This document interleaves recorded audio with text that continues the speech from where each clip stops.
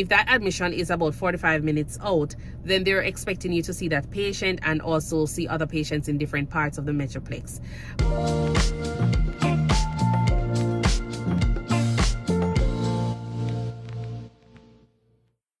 Hi everyone, welcome to the channel. Thank you for tuning in. My name is Staciana. This is a channel where we discuss everything related to nursing, travel, and lifestyle. So today I am on the road and I'm going to be seeing a total of 15 to 17 patients. 17 because, plus or minus, there were 2 that weren't so sure they were going to be available, but they wanted me to add them to the list to be seen today. So I do house calls, and each month I am being given a total of about 160 to 170 patients to be seen per month. During that time period, you're not necessarily going to be seeing all 170 patients that you're assigned to, but you'll be seeing majority of them. So I'll see a total of probably like 150 for the month. The reason being is that, you have patients who are also being admitted in hospital or in rehab or have been discharged, so you're not being able to see the entire total amount of patients that they assign you to. If in the week there is any admissions or any discharge, then you have to go about and facilitate those. So some practice, they allow you to book your own patients, and with me being a 1099 or independent contractor, I work whenever I feel like. I see the amount of patients that I am able to see on a regular basis at my own pace. I don't have a set schedule. I don't have a set amount of patients that I need to see. The only thing that I have set basically is making sure that I turn over my charts or see my patients in the month, and I turn over my charts within the 48 hours that is recommended. But outside of that, I see the patients whenever I feel like, if it's a case where the patients need to be seen for a sick visit, then I will go and see them at that time. But otherwise, if they're just like regular monthly follow-up visits, then I will make my accommodations and see them whenever I am in that area. So the company also allows for, booking where they go about and book your own patients, but I'm not really into that one, because I realize that sometimes when they do that, it's more of a matter of they're wanting to get their patients going and get seen. So it depends on what patient needs to be seen in terms of if it's an admission. If that admission is about 45 minutes out, then they're expecting you to see that patient and also see other patients in different parts of the Metroplex, which for me, it doesn't really work out in my liking, because I'm looking for flexibility. I am looking for more time away from work. So if I am given admission and that is going to be 45 minutes out, I try to do follow-up visits for those patients in that same area on the same day that I'm doing the admission. So that way I'm not driving 30 minutes in between or 40 minutes in between to go and see another patient. So I see a total of about 16 patients, 18 patients per day on some days, that is. Not every day I might see those patients, because you have to do your chartings and all. So you don't want to be seeing consistently 16 or 18 patients per day and then having a ton of charts to be doing like each day or at the end of the week, or having like charts rolling over into the following week. So when I do that, I will try to go ahead and call my patients a day before, because especially with the population, a lot of persons are forgetful or they're confused. So you don't want to book something in advance and then they totally forget that you have an appointment. So I usually like to reach out a day or two before, just to say, hey, I'm gonna be in this area. And what I normally do is I will give them a time period. I will say I'm gonna be in your Dallas area or the zip code itself between 9 and 3.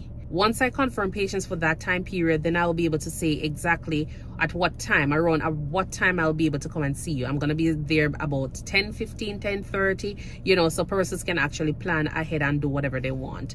So when I do that, a lot of persons tend to work with it because it's easier for me and it's easier for them, because at least they know that if there is anything, they can always reach out to me and say, hey, I'm going to be going to the supermarket or go somewhere in the meantime, and then come back for their appointment, depending on what's happening.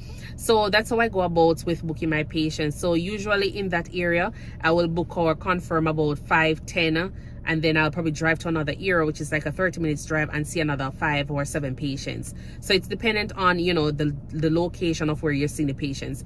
If the patients are very far out, I usually go ahead and see those persons first. I'll drive from my home to those locations first, because you know, you want to try and get ahead of the traffic, because if the traffic is there, it's going to cause much delay in terms of you reaching your patients, and you don't want to see those patients last, because you're thinking about when it's time to come home, you don't have that much traffic, you know, to go against when you're trying to get home when you're tired.